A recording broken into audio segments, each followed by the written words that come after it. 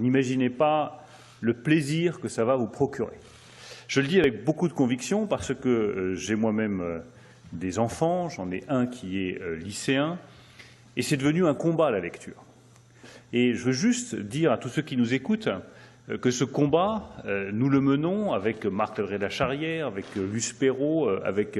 Éric Rénard qui est présent, avec tous les journalistes qui sont présents ici et qui écrivent. Ce n'est pas pour vous ennuyer, ce n'est pas pour faire des leçons de morale, ce n'est pas pour vous obliger à faire des activités qui seraient pénibles, c'est parce que, je le redis, la lecture est un immense plaisir, qu'elle va développer votre imagination, qu'elle va vous permettre de vous ouvrir à des mondes radicalement nouveaux dans lesquels vous ne seriez pas entré sans les mots, qu'elle va vous permettre de mieux comprendre qui vous êtes, de mettre des mots sur des choses que vous ressentez et que vous ne savez même pas de vous-même,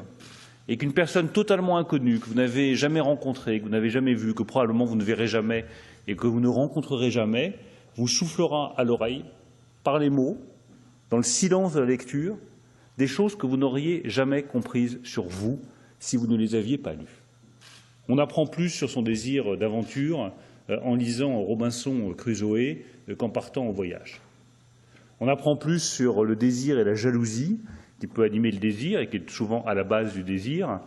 en lisant Albertine retrouvée ou La prisonnière qu'en en faisant soi-même l'expérience. Et quand on souffre soi-même de jalousie parce qu'on aime quelqu'un qui ne vous aime pas ou qui est aimé par quelqu'un d'autre, eh bien, il suffit de lire Proust pour comprendre ce que c'est que ce sentiment, de mettre des mots dessus, et ces mots vont vous apaiser. Ces mots vont vous apaiser parce que vont vous faire comprendre que vous faites partie d'une collectivité qui ressent les mêmes choses et que vous n'êtes pas tout seul. Et c'est ça la